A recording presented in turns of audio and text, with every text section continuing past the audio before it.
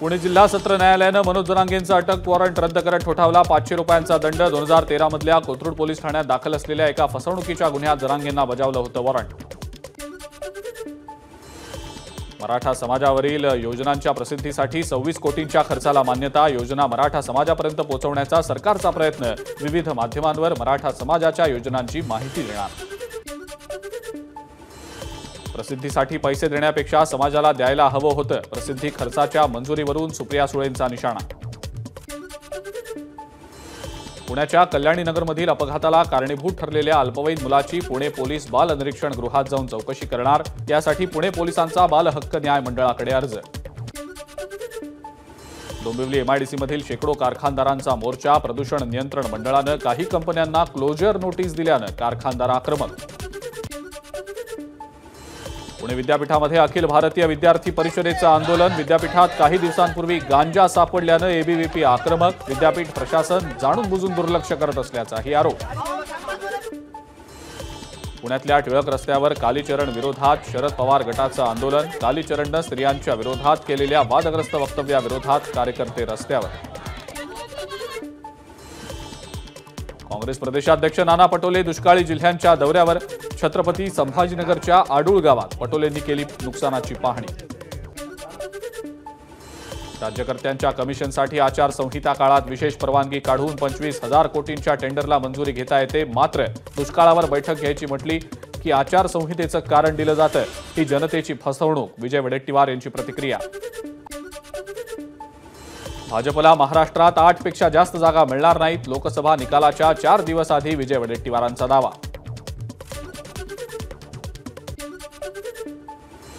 बारामती लोकसभेसह राज्यातल्या जास्तीत जास्त जागा महायुती जिंकणार। भाजपचे ज्येष्ठ नेते माजी सहकार मंत्री हर्षवर्धन पाटलांनी व्यक्त केला विश्वास।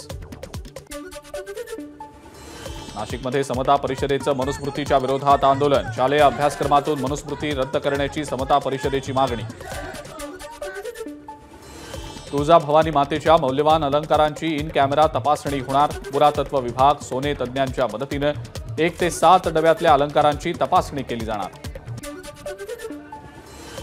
पंढरपूरच्या विठ्ठल मंदिरातील गाभारा, चौखांबी आणि सोळखांबी इथल्या सर्व 9 दरवाजे चांदीचे होणार। देवाच्या मेघडंबरीवर सुद्धा 200 किलो चांदीचं आवरण लावणार। इंद्रायणी नदी पुन्हा फेसाळली। वारी तोंडावर असल्यानं आळंदीकर आणि वारकऱ्यांचं आरोग्य धोक्यात। प्रशासनाचं मात्र दुर्लक्ष। कोकण किनारपट्टीवर उद्यापासून सागरी मासेमारीला बंदी। 1 जून ते 31 जुलै या कालावधीत मासेमारी बंद राहणार। कुऱ्हाडी औष्णिक विद्युत केंद्रातील 660 मेगावॅटचा एक संच बंद। अचानक विजेची मागणी वाढल्यास वीज पुरवठ्यावर परिणाम होण्याची भीती। डॉक्टर पायल तडवी आत्महत्या प्रकरणातल्या 3ही आरोपी महिला डॉक्टरांचा दोषमुक्तीचा अर्ज कोर्टानं फेटाळला। 5 वर्षांनंतर मुंबई सत्र न्यायालयाचा निर्णय। डॉक्टर अंकिता खंडेलवाल, डॉक्टर हेमा आहुजा आणि डॉक्टर भक्ती मेहर यांच्यावर प्रत्येकी 25,000चा दंडही। नाशिकच्या मनमाडमधल्या युनियन बँक एफडी घोटाळा प्रकरणी ठेवीदारांना दिलासा। आमदार सुहास कांदेंनी दाखल केलेल्या फिर्यादीमुळे आणि पाठपुराव्यामुळे ठेवीदारांचे पैसे परत मिळाले।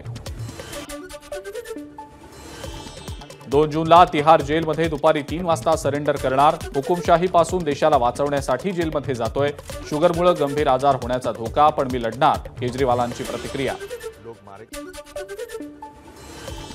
केंद्रीय गृहमंत्री अमित शहा यांनी 7व्या टप्प्याच्या मतदानाआधी पत्नी सोनल यांच्यासह घेतलं तिरुपतीचं दर्शन। लोकसभा निवडणुकीच्या 7 राज्यांमधल्या 57 मतदारसंघांमध्ये उद्या मतदान। निवडणुकीच्या या अंतिम टप्प्यात 904 उमेदवार रिंगणार। पंतप्रधान नरेंद्र मोदी यांच्या वाराणसी मतदारसंघातही उद्या मतदान। तर हिमाचल प्रदेशमधल्या मंडी इथल्या भाजप उमेदवार अभिनेत्री कंगना रनौत यांचंही भवितव्य ईव्हीएममध्ये बंद होणार।